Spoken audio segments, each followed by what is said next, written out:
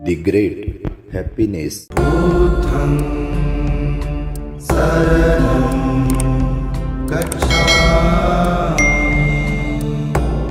Sahasamapi te gatha anatha padasanhita ye gangata padang seyo yang sutva upasammati.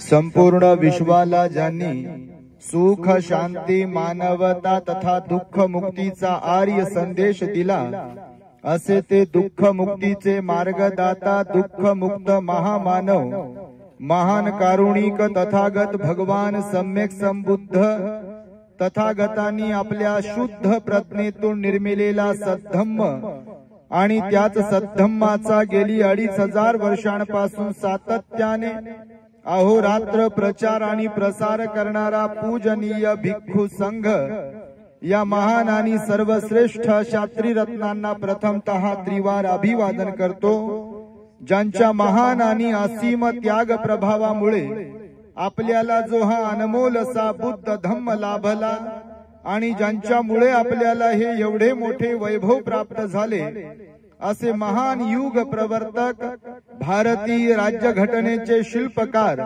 परमपूज्य Bodhisattva doctor Babasaheb Ambedkar या महामानवाच्या महान अशा धम्मक्रांतीमध्ये संपूर्ण जीवनाला समर्पित करून आज या महान मंगलमय वर्षावास पर्वामध्ये रविवारच्या दिवशी आपल्या साजापूर येथील महाकरुणा बुद्धिस्ट मॉनेस्ट्री या ठिकाणी माझ्या समवेत या कार्यक्रमासाठी उपस्थित असलेले पूजनीय भिक्खू मंगलबोधीजी, संपूर्ण श्रामणेर संघ आणि ज्यांनी आपल्या महान अशा श्रद्धेतून आणि सम्यक आजीविकेतून आज भिक्षू संघासाठी भोजन घेऊन आले असे बुलढाणा जिल्ह्यातील धाड येथील श्रद्धावंत उपासक उपासिका, त्याचबरोबर पेठेनगर औरंगाबाद येथील श्रद्धावंत उपासक उपासिका, साजापूर येथील श्रद्धावंत उपासक उपासिका आणि शहरातील विविध वस्त्यांमधून वाळूज परिसरातून त्याचबरोबर सातारा परिसरातून उपस्थित असलेले सात दिवे परिवार, सात दिवे ताई आणि सात दिवे साहेब तथा सर्वच आपण श्रद्धावंत उपासक उपासिका, बालक तथा बालिकांनो, तद्वतच दी ग्रेट हॅपीनेस या आपल्या यूट्यूब चॅनलचे सर्वच दर्शक, सर्वप्रथम तुम्हा सर्वांच्या प्रती मंगल मैत्री सद्भावना व्यक्त करतो आणि आपण सर्वांच्या दुःख मुक्ती करिता तथागत भगवान बुद्धांद्वारा शिकविलेल्या धम्मोपदेशास प्रारंभ करतो। आपण सर्वांनी शांत, एकाग्र आणि श्रद्धायुक्त चित्ताद्वारे या अनमोल बुद्धवाणीला आपल्या हित सुखाकरिता श्रवण करावे, ग्रहण करावे। बघा, हे वर्षावासाचं पर्व आहे आणि सर्वत्र धम्ममय वातावरण झालेलं आहे। बघा, प्रत्येक घरातून बुद्ध विहारामध्ये श्रद्धापूर्वक लोक जातात, भिक्षू संघाला दान पुण्य करतात, श्रद्धेनं धम्मदेशना श्रवण करीत असतात। आणि या वर्षी आम्ही सुद्धा काही संकल्प केले होते, काही स्वतःसाठीचे संकल्प असतात भिक्खूंचे आणि काही लोकहिताचे संकल्प असतात। आणि लोकहिताचे संकल्प करत असताना मग आम्ही नियोजन असं केलं होतं की रोज आणि रोजची धम्मदेशना ही आपल्या शहरातील मैत्री बुद्ध विहारामध्ये आम्ही देणार आहोत आणि तशी देत असतो। तुम्ही पण मला वाटतं भरपूर लोक आपल्या घराघरामध्ये विहारांमध्ये सुद्धा आपल्या दी ग्रेट हॅपीनेस युट्यूब चॅनलच्या माध्यमातून मिलिंद प्रश्नावरती सध्या आम्ही धम्मदेशना देत आहोत। म्हणजे तो काय ग्रंथ अजून फार पानं पुढं आम्ही करत नाही, फक्त 19 विद्या ज्या आहेत, मिलिंद राजा ज्यामध्ये पारंगत होता त्या विद्याच अजून शिकवणं सुरू आहे। मला वाटतं आज मी ते कंप्लीट करणार आहे। 19 विद्या फार डिटेल्स मध्ये विस्तार आणि विश्लेषणात्मक त्या विद्यांवरती आपण भाष्य करत आहोत। आणि म्हणून दररोज सायंकाळी 6 वाजता मैत्री विहारामध्ये सुद्धा तुडुंब गर्दी होते आणि भरपूर लोक येतात। आणि ऑनलाईन लाईव्ह मध्ये तर बापा विचारूच नका, इंग्लंड मधून, त्यानंतर जपान मधून, त्यानंतर अमेरिकेमधून सुद्धा लोकांच्या कमेंट्स असतात की भंते म्हणजे आम्ही इथे आहोत आणि इथून धम्मदेशना श्रवण करतो. आणि निश्चितच भगवंताचं वचन आहे, धम्माला श्रवण केल्याशिवाय धम्म कळेल तरी कसा.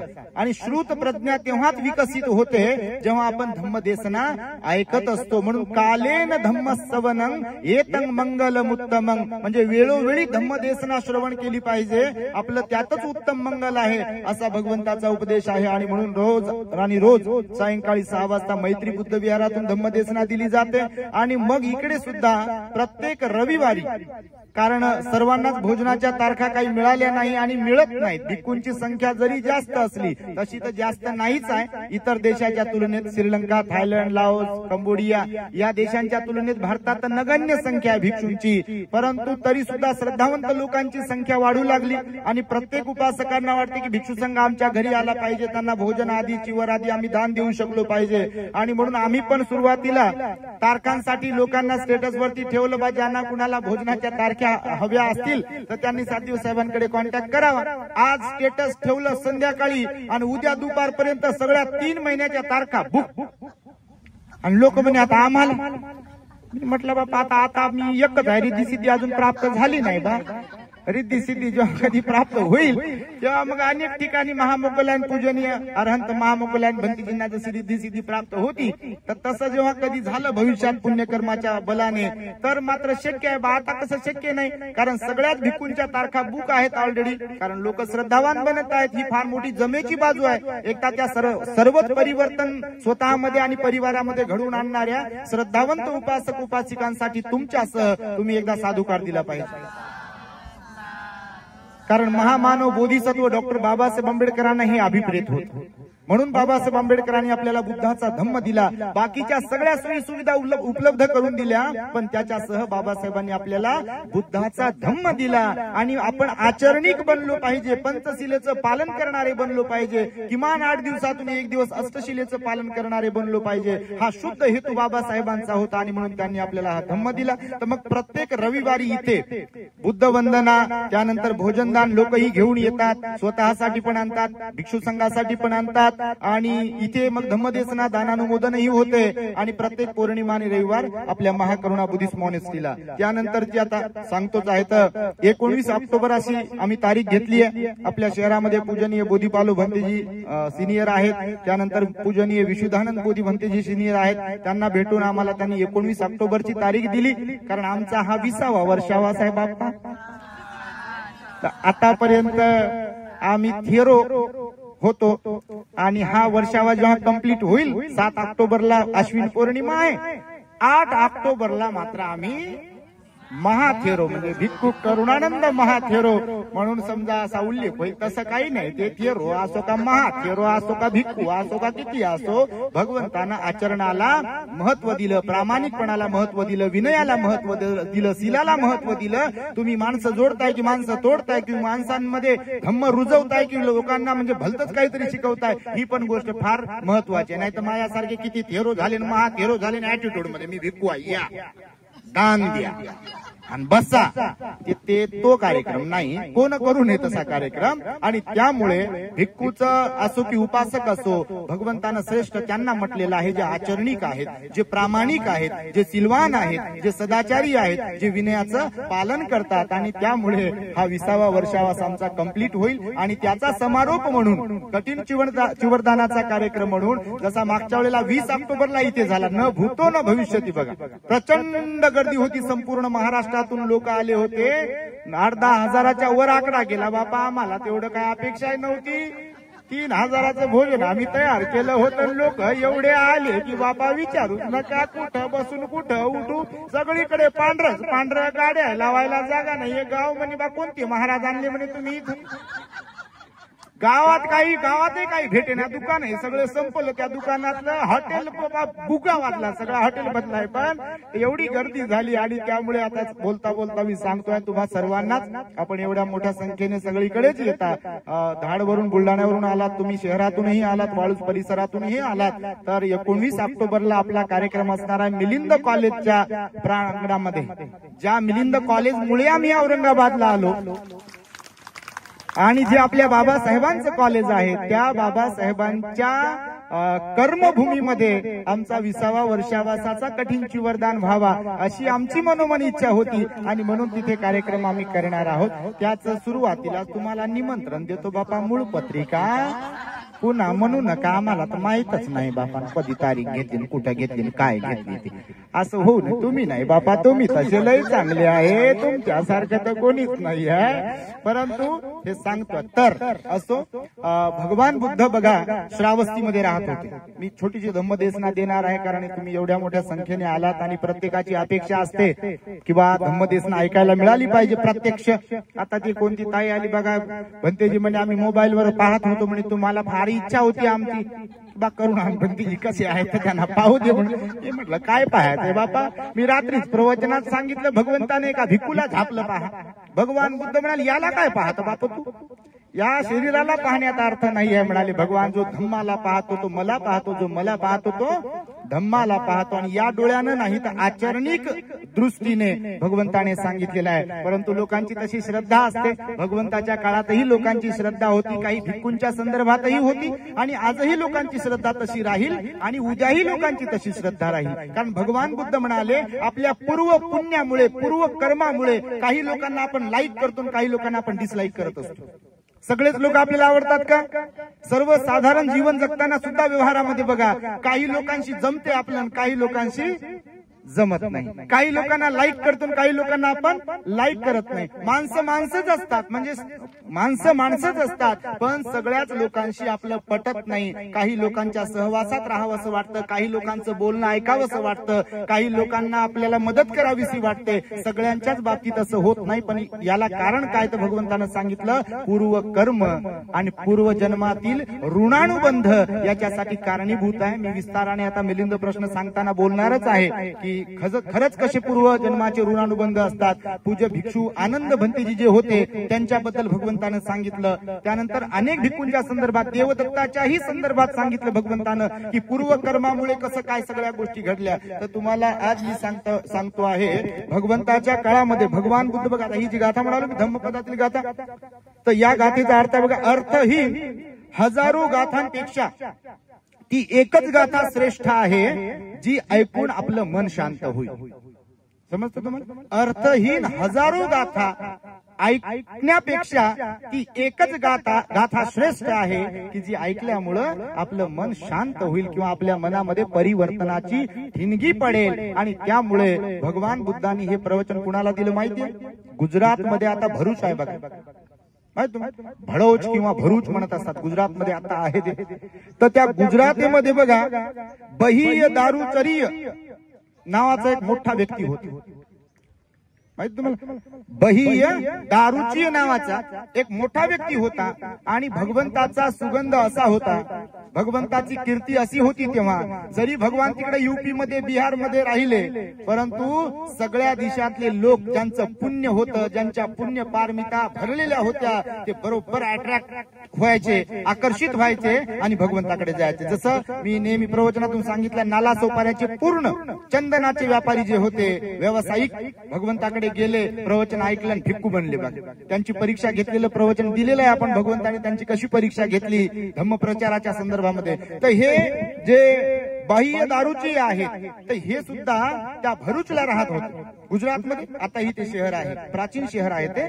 तर त्यांनी पण भगवंताची कीर्ती ऐकली आणि त्यांना वाटलं भगवंताचं आपण दर्शन घेतलं पाहिजे आणि म्हणून ते श्रावस्तीला गेले. श्रावस्तीला गेल्यानंतर आता बघा कोणात कशी पुण्य म्हणजे भावना असते, श्रद्धा असते. जसं आता मी तुम्हाला ते त्या भगिनीचं उदाहरण सांगितलं की तुम्हाला पाहायचं भंतेजी कोण, भंतेजी कोणते, काय श्रद्धेचा विषय हा सगळ्यांना समज. ज्याच्या श्रद्धात नाही त्यांना काय ढेकळं कळत नाही यात. असं काय इथं तर आता आमच्या इथे असं होते कधी कधी काय त्याच्यामध्ये रोजच पाहतो आम्ही. येतात लोक येतात माझी इकडून तिकडून कुठून कुठून. हो हा, माझी गोष्ट करत नाही बाबा, तुमची तर बिलकुल नाही, सगळीकडचीच गोष्ट. कधी कधी असं होते तसं. तर मग ते गेले श्रावस्तीला आणि श्रावस्तीला गेल्यानंतर त्यांचं पुण्य एवढं होतं की त्यांना वाटलं मी कधी भगवंताला भेटू आणि कधी भगवंताची वाणी ऐकू, उपदेश ऐकू. लय घाई, भयंकर. कोणाला कशाची तर कोणाला कशाची, कोणाला तर टप्पू मारायची घाई. संपलं.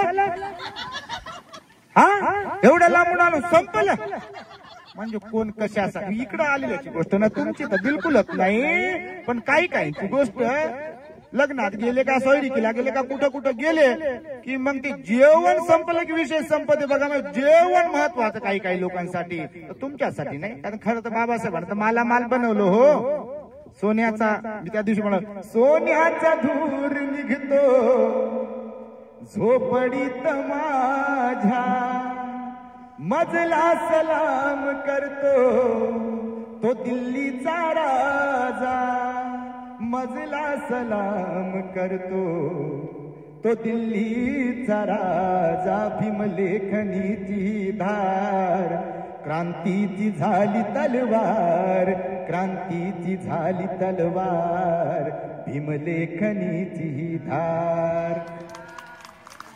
आम्ही काय गायक नाही बापा, सांगतो तुम्हाला.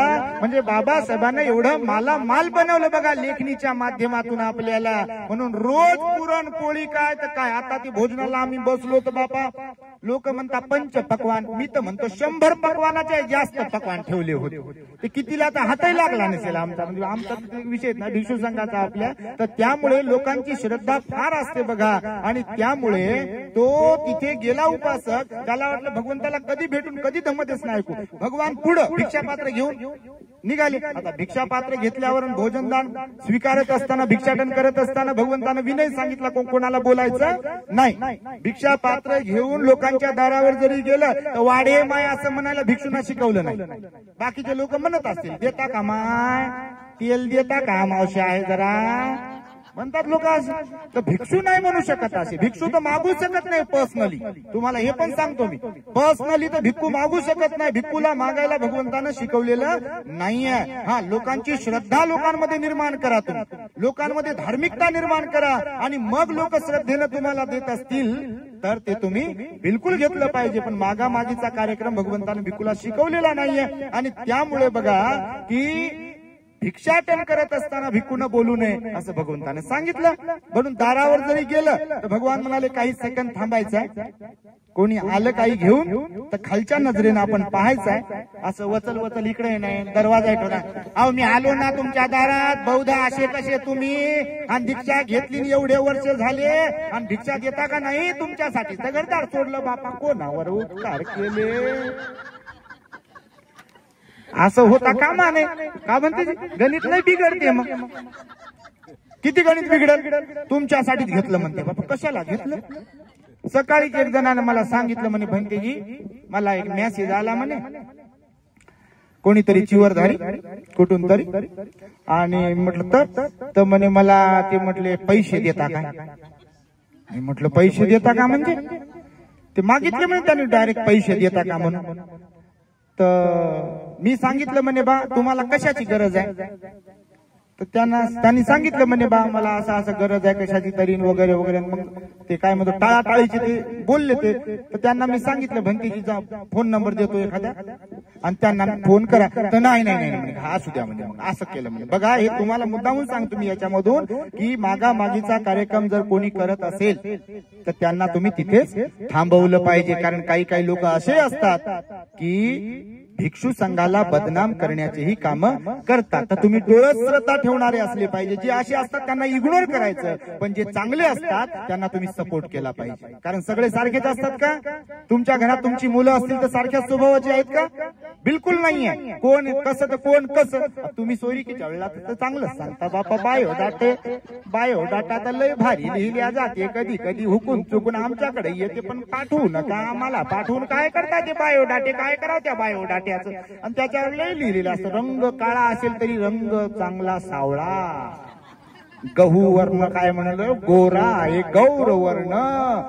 हाईट किती आहे ती हाईट. आणि व्यसन बिलकुल कोणतं व्यसन नाही. रोजही काही काही खाताना पितय असेल तरी बिलकुल निर्व्यसनी. माता पित्याच्या समोर वाकणार झुकणार बिलकुल न गिनणार असे जरी असेल तर बायोडाटा भारी असते. तर तुम्हाला सांगतो हे सगळीकडेच कार्यक्रम असते. असा म्हणजे चांगल्याचा आणि वाईटाचा कार्यक्रम सगळीकडे असतो. संन्यासी असो, धर्मगुरू असो की सर्वसामान्य लोक असो, भगवंतानं भगवंतानं सांगितलं प्रत्येक क्षेत्रामध्ये वेगवेगळ्या क्वालिटीचे लोक असतात. जसं फळं असतात मार्केटमध्ये, तुम्ही जर कधी घ्यायला गेले तर फळं वेगवेगळ्या क्वालिटीचे असतात बघा. म्हणजे सफरचंदच आहे पण त्याच्या वेगवेगळ्या क्वालिटीचे सफरचंद असतात. आंबेच आहे पण वेगवेगळ्या क्वालिटीचे आंबे असतात. जांभळच आहे वेगवेगळ्या क्वालिटीचे जांभळे असतात बघा. कोणती गोष्ट घ्या तुम्ही, पेरूच घ्या वेगवेगळी क्वालिटी आहे. तशी भिक्षूंमध्ये, संन्याशांमध्ये, परिव्राजकांमध्ये, सर्व धर्मगुरूंमध्ये, तत्ववेत्यांमध्ये आणि सर्वसामान्य लोकांमध्ये सुद्धा वेगवेगळ्या गुणवत्तेचे लोक असतात असं भगवंताने सांगितलं. मग तो उपासक जो आहे भरूचचा भगवंताच्या मागेच लागला म्हणजे भगवान मी एवढ्या लांबून आलो, मला धम्मदेसना द्या. तर भगवान बुद्ध एक नाही दोन नाही, आता ते भिक्षाटन सुरू होतं भगवंताचं. बोलले नाही भगवान, भिक्षाटन वगैरे झालं, याचा तगादाच लावलं. याची श्रद्धा तशी होती बिलकुल, म्हणजे असं काही नव्हतं. तर मग भगवंताचं भिक्षाटन जे घेऊन झालं आणि भगवान बुद्ध त्याला म्हणाले की ही वेळ योग्य नाही.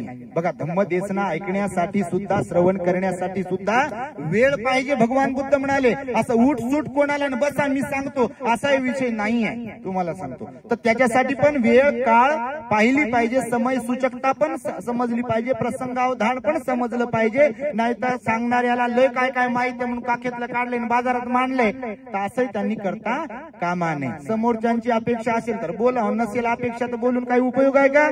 काही ठिकाणी आता तर बापा लोक प्याकच मुख्यच बसतात आणि लोकांची अपेक्षा आहे असते बा बोला म्हणून. पण सुरुवातीच्या काळामध्ये जेव्हा आम्हाला काही ढेकळं येत नव्हतं, आमचा अभ्यास नव्हता, आता काय आईच्या पोटातून थोडी कोणी ज्ञानीवंत होऊन येते. अभ्यास केल्यावर सगळ्या गोष्टी कळतात, खरं की खोटं? मग तुम्ही अभ्यास करत जा, याच्यासाठी सांगतो, त्यावर फोकस करतो. तर मग भगवान बुद्धाने विचारलं काय सांगा आता? तर ते म्हणे भगवान मी एवढ्या लांबून आलो, मला धम्माची देसना ऐकायची आपल्याकडून. तर त्याची ती श्रद्धा होती, तुमच्या माहितीसाठी सांगतो. आणि त्याने भगवान बुद्धाकडून धम्मदेसना ऐकली. मग भगवंतानं सांगितलं, बघा तुम्ही घटना ही अशी शॉर्ट मध्ये करून सांगतो तुम्हाला.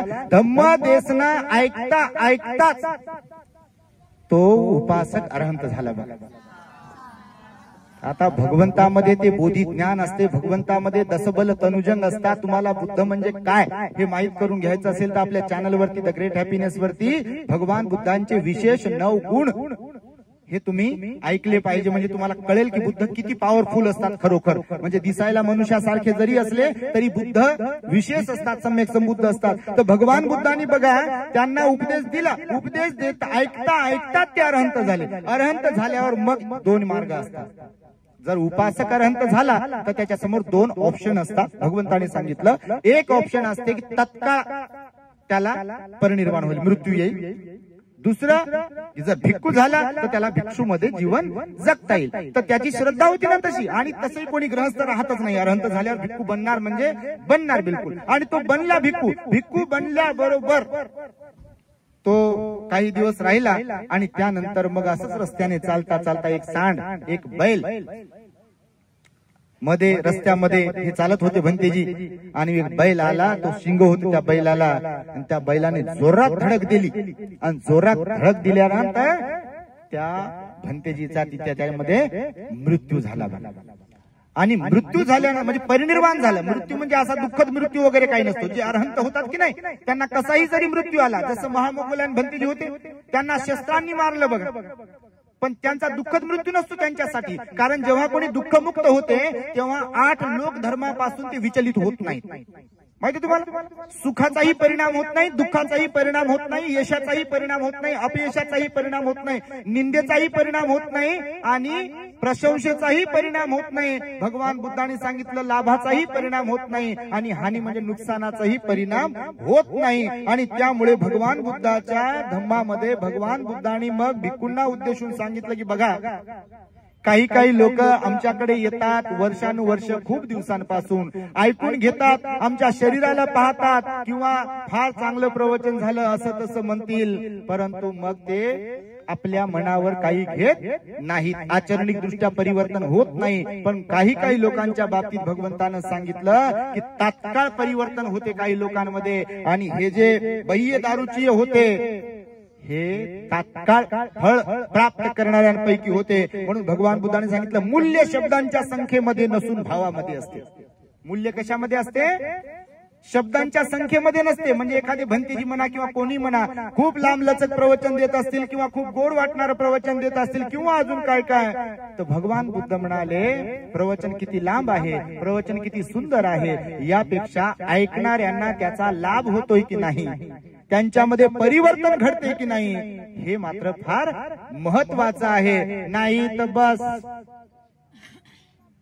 ते एक मन आहे व्यवहारामध्ये, ते कधी कधी वाटते बा म्हणावं का नाही, सांगावं का नाही.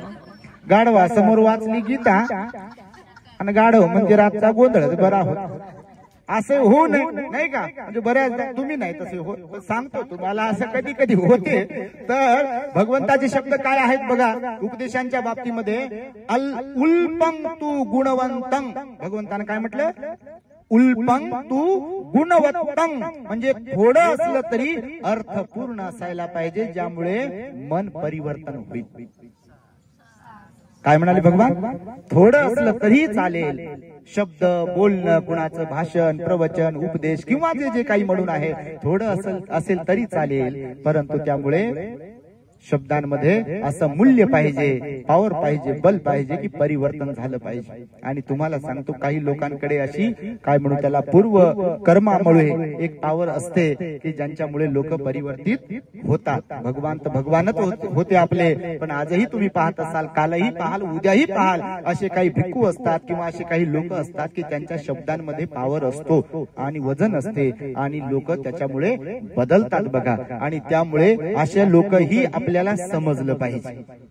समजते तुम्हाला, असे लोकही आपल्याला समजलं पाहिजे. आणि म्हणून तुम्हाला सांगतो भगवान बुद्धाने सांगितलेलं आहे की उपदेश तर श्रवण केलाच पाहिजे, परंतु त्या उपदेशाला आचरणातही आणलं पाहिजे. म्हणून मी सुरुवातीला तुम्हाला सांगेल, दुसऱ्याला छोटं करण्यापेक्षा स्वतः मोठं व्हा, असं भगवंताने सांगितलं. या जगतामध्ये असंही बऱ्याचदा होते, कारण भगवान म्हणाले जिथे मनुष्य आहे तिथे जलशी प्रवृत्ती असते. कोणती प्रवृत्ती असते, जलसी किंवा ईर्ष्या म्हटलेला आहे. सर्वसामान्य लोकांच्या जीवनामध्ये सुद्धा बघा, कोणी पुढे जर चाललंय, मी नेहमी सांगतो लग्नात वगैरे कधी नटून खटून समजा आपले लोक गेले, कोणी हे अगोदर बसलेले असतात की नाही, असं समजा पाठीमागून कोणीतरी आलंय उशिरा, आणि उशिरा आल्यामुळं त्यांचं मित्र मैत्रिणी समोर कोणीतरी बसलंय म्हणून यांच्या जवळून समजा ते जर गेले,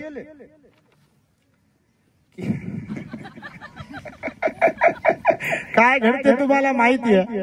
तुम्ही नसाल तसे बापा बिलकुल, पण आता आम्ही बसलेलो असतो स्टेजवर कधी कधी, आणि काही लोकांना प्रत्येक ठिकाणाहून काही काही घेण्याची सवय असते. घेण्याची म्हणजे कोणत्या अर्थाने, शिकण्याची. समजते तुम्हाला, शिकण्याची सवय असते. आम्ही पण स्मशानभूमीत गेलो तरी तिथून शिकतो काही ना काही, तुमच्या माहितीसाठी. आता इथं आलात की नाही तुम्ही, तर इथून काहीतरी चांगलं शिकून गेलो पाहिजे. नाही आम्ही नंतर आलो ना, आम्हाला काही दिलंच नाही, भेटलंच नाही ना, अजून ऊन तर लयच होतं बाबा. भगवान म्हणाले घेणाऱ्याला स्मशानातूनही घेता येते, आणि घेण्याचं अंगच नसेल, ती बुद्धिमत्ताच नसेल, तर त्याला बुद्धाजवळ जरी बसवलं, लय उशीर झाला होता हो, मला वाटलं कधी संपत्ती लवकर, कधी संपत्ती, म्हणजे असं होते. तुमच्या माहितीसाठी सांगतो. तर भगवान बुद्धाने सांगितलं बघा की दुसऱ्याला छोटं करण्यापेक्षा आपण मोठे झालो पाहिजे. आणि मी तुम्हाला सांगत होतो आता की दुसऱ्याकडे पाहून नाक मुरडणारे सुद्धा लोक असतात बघा. नाक मुरडून समजते ना, समजते की नाही.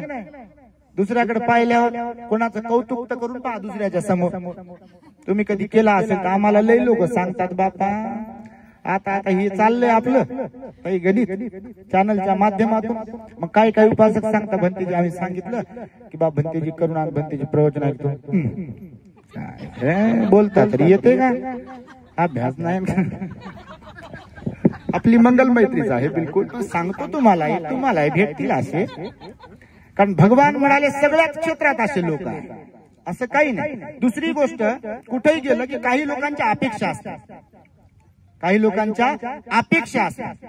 मला विचारलं पाहिजे, मला बोलले पाहिजे, मला महत्व दिलं पाहिजे. नाही तर मग तुम्ही लाख सांगा, लय भारी झालं हो, असं झालं हो, तिथं असं होतं हो, तिथं आम्ही एवढं करतो ना, आमचं नाव आहे ना, गाव आहे ना, विचारलं नाही, असं कुठं जायचं काय. असे लोक जीवनामध्ये कधी स्थिर राहू शकत नाहीत आणि यशस्वी होऊ शकत नाहीत आणि सुख त्यांच्या वाट्याला स्थिरतेने राहू शकत नाही. का? तर अपेक्षा. आणि या क्षेत्रामध्ये अध्यात्माच्या जे कोणी अपेक्षा ठेवून जीवन जगतात, भगवान बुद्ध म्हणाले त्यांची श्रद्धा स्थिर नसते तर अस्थिर असते. आणि स्थिर श्रद्धेवाल्या लोकांपैकी तुम्हाला सांगतो, इथे बसलेले एक जोडपं आहे, फार एकदम प्रचंड गर्भ श्रीमंत आहेत ते आणि तेवढेच श्रद्धावान आहेत. आमच्या साध्वी ताई आणि साध्वी साहेब बघा, हे झाडाखाली बसले. मुद्रांक उपजिल्हाधिकारी होते, जिल्हाधिकारी होते, सेवानिवृत्त झालेत बघा. त्या त्यांच्या धर्मपत्नी आहे. बंगला तर पाहाल तर बापा विचारूच नका, अशी कोणाची स्तुती कौतुक करत नाही आपण, पण असं चान्स भेटला की लोकांना प्रेरणा मिळण्यासाठी म्हणून कधी कधी बोलतो आपण, नेहमी बोलत नाही. पण सांगतो तुम्हाला, असे काही लोक आहेत आजही यांच्यासारखे की अपेक्षा नाही आणि स्थिर श्रद्धा आहे. कोणीकडे जातील आणि इकडचं तिकडं नाही. काही काही लोकांना इकडचं तिकडं, इकडं गेलं की इकडे फुगवायचं, काय काय काय काय. याला श्रद्धा, भगवंतानं श्रद्धेचे दोन प्रकार सांगितले. मुख्य प्रकार दोन कोणकोणते? एक तर श्रद्धा आणि दुसरी अंधश्रद्धा. पुन्हा श्रद्धेत दोन प्रकार सांगितले, स्थिर श्रद्धा आणि अस्थिर श्रद्धा म्हणाले भगवान बुद्ध. अस्थिर श्रद्धा काही कामाची, आपली श्रद्धा स्थिर असायला पाहिजे म्हणाले भगवान बुद्ध. आणि त्यामुळे तुम्हाला सांगतो की ही जी घटना घडली हे छोटसच प्रकरण आहे, पण अत्यंत महत्वाचं आणि प्रेरणादायी आहे आणि याला आपण लक्षात ठेवलं पाहिजे. आणि म्हणून भगवान बुद्धांनी सांगितलं की दुसऱ्याला छोटं करण्यापेक्षा आपण मोठे झालो पाहिजे. दुसऱ्याला काय छोटं करता? आणि तसं पाहिलं तर कोणी कोणाला इथं छोटंही करू शकत नाही आणि कोणी कोणाला मोठंही करू शकत नाही. आपापल्या कर्तृत्वानं लोक मोठे होत असतात आणि आपापल्या कर्माने लोक छोटे होत असतात. तो मी असेल, तुम्ही असाल, का कोणी असो या जगात, वयाने कोणी मोठं झालं म्हणजे मोठं होत नाही. तुमच्या माहितीसाठी, ज्येष्ठतेनं कोणी मोठं झालं म्हणजे मोठं होत नाही. भगवंताचं वचन आहे, कर्माने, कर्तृत्वाने, शीलाने, सदाचाराने, स्वभावाने, वर्तनानेच माणसं मोठे आणि छोटे होत असतात. आणि त्यामुळे भगवंताचं हे वचन आहे की धम्म समजून घेता आला पाहिजे. धम्माचे शब्द तुमच्या कर्णपटलावरती जेव्हा पडतात ते शब्द तुमच्यामध्ये परिवर्तनाची ठिणगी पेटवणारे असले पाहिजे. तुम्हाला वाटलं पाहिजे की मी आता भगवंताचा धम्म ऐकलाय, मी लिमिटेड जीवन जगलं पाहिजे, संयमशील बनलो पाहिजे, मी पंचशील पालन करणाऱ्यापैकी बनलो पाहिजे, अष्टशील पालन करणाऱ्यांपैकी बनलो पाहिजे, श्रद्धा विकसित करणाऱ्यांपैकी बनलो पाहिजे. तुम्ही जर पाहत असाल तर खरंच लोकांमध्ये परिवर्तन होते बघा. आता धाड कुठं, बुलढाणा कुठं, औरंगाबाद कुठं, यांना वाटलं कधी निघू कधी निघू कधी निघू, साजापूर बापा कुठं, साजापूर म्हणे अगोदर, आता बापा विचारूच नका करू ना. त्याची म्हटलं की साजापूरचे का म्हणतात, तिकडचं डिलीट झालं आणि इकडचं सुरू झालं. आता इकडचं डिलीट होईल कारण जग परिवर्तनशील आहे, हे मी सांगतो आतापासून. पण आपण काही स्थिर राहणार नाहीये. आपले काही उद्देश आहेत माझे, इकडे काम करेल आणि केलाय, काम करतोय. लोक श्रद्धापूर्वक स्वइच्छेनं जे दान देतात त्याच्यातून काम होत राहतात. सगळीकडेच काम होतील. औरंगाबाद मध्ये N12 मध्ये सिडको कडून एक मोठा प्लॉट आपण लोकांच्या दानातून विकत घेतला. एक जमेची बाजू तुम्हाला सांगतो, फार मोठी, तशी सिडकोच्या नियमानुसार त्याची किंमत तर 3 कोटीच्या जवळपास आहे. परंतु आपण पैसे भरून तो प्लॉट विकत घेतला, त्याची रजिस्ट्री अग्रीमेंट झालाय ऑलरेडी संस्थेच्या नावाने आपल्या. आणि आता ऑक्टोबर मध्ये त्याचं भूमिपूजन करायचं आहे. 19 ऑक्टोबरला तर आपला कार्यक्रम आहे. ऑक्टोबर मध्ये शक्य झालं तर त्याचं भूमिपूजन होईल आणि 4-5 माळ्याचं विहार मेन रोडवर, शहरातून बाहेर अजिंठ्याकडे जाणारा जो रोड आहे N12 ला, तुम्ही रोजाबाग एरिया आहे, दिल्ली गेट, हडको कॉर्नर रोडवर आहे, सर्व्हिस रोडला लागूनच मोठा प्लॉट आहे. तर तिथे विहाराचं कामही, बांधकामही लवकरच आपण सुरू करणार आहोत. आणि त्याचंही तुम्हाला म्हणजे गुड न्यूज आता बोलता बोलता मी देतोय. तर काम करत राहू निश्चितपणे.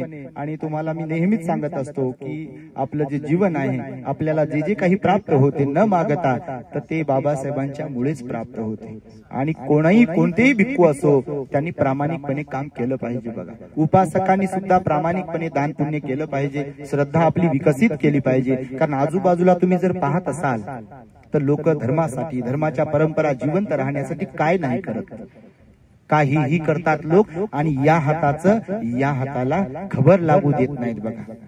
हे पण आपण लक्षात घेतलं पाहिजे. म्हणून आपल्याकडे भरपूर लोक येतात, श्रद्धेने दान देतात. आणि ते एक आता तर बापा 10 ऑगस्टला धम्म सहल काढली आणि आमचं लाईव्ह सुरू आहे तर सांगितलं आम्ही की बा 10 ऑगस्टला चाललोय आम्ही.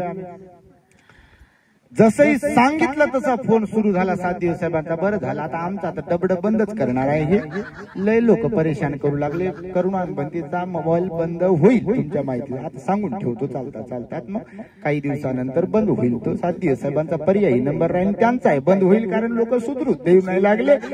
तर ते सांगितलं बा धम्मसल घेऊन चाललो नाशिकला. तर 4 आणि 5 दिवस नाही झाले तर 11 गाड्या फुल झाल्या. आता महिला मंडळीतला आलं म्हणे भंतेजी आम्हाला येऊ द्या म्हणे. तिकडचं नवजीवन कॉलनीतले लोक आम्हाला येऊ द्या म्हणे. हे ताई म्हणे भंतेजी आमचे लोक आम्हाला येऊ द्या. कोण कोण म्हणते आम्हाला येऊ द्या बाबा. मागच्या वर्षी अजिंठ्याला गेलो तिथे 6 गाड्या होत्या बघा. आता इकडे 11 झाल्या ना अजून वाढवावं लागतात की काय माहित नाही. पण वाढवायच्या की नाही ते अजून फिक्स नाही, ते नंतर पाहू. तुम्ही तर प्रत्येकच जण म्हणाली एक वाढवा आमच्यासाठी, तर तो नंतरचा विषय आहे. तर या ठिकाणी आमचे बोर्डे साहेब डॉक्टर बोर्डे धाडवरून सर्व एवढ्या मोठ्या श्रद्धावंत उपासक उपासिकांना घेऊन आले. उन्हातानामध्ये लेकरा बाळांना घेऊन तुम्ही आलात आणि परिसरातून सुद्धा औरंगाबाद मधून सुद्धा एवढ्या मोठ्या संख्येने आपण आलात. तर निश्चितच ही श्रद्धा आणि आज तुम्ही आपापल्या स्वतःच्या घरून जे भोजन घेऊन आलात तर ही श्रद्धा अशीच तुमची कायम राहू. कारण भिक्षू संघाला भोजन दान देणं हे बुद्ध शासनाच्या वृद्धीसाठी पण महत्वाचं आहे आणि स्वतःच्या निर्वाण प्राप्तीच्या मार्गासाठी सुद्धा अत्यंत महत्वाचं आहे. आणि ते पुण्य कर्म तुम्ही आज केलाय तेव्हा त्या पुण्याच्या प्रभावाने बुद्ध धम्म आणि संघाच्या अनुकंपेने तुम्हा सर्व श्रद्धावंत दानदात्या परिवारास मिळालेल्या आयुष्यामध्ये क्षण प्रतिक्षण सुख शांती समाधान आयुष्य आरोग्य आणि बल प्राप्त होत राहो अशा प्रकारची मंगल आणि उदात्त कामना व्यक्त करून मी माझ्या शब्दांना इथे पूर्ण विराम देतो आहे. भवतो सब्ब मंगलम रक्षन्तु सब्ब देवता सब्ब बुद्धानुभावेन सदा सोत्ती भवन्तु ते. भवतु सब्ब मंगलम रक्षन्तु सब्ब देवता सब्ब धम्मानुभावेन सदा सोत्ती भवन्तु ते. भवतु सब्ब मंगलम रक्षन्तु सब्ब देवता सब्ब संघानुभावेन सदा सोत्ती भवन्तु ते.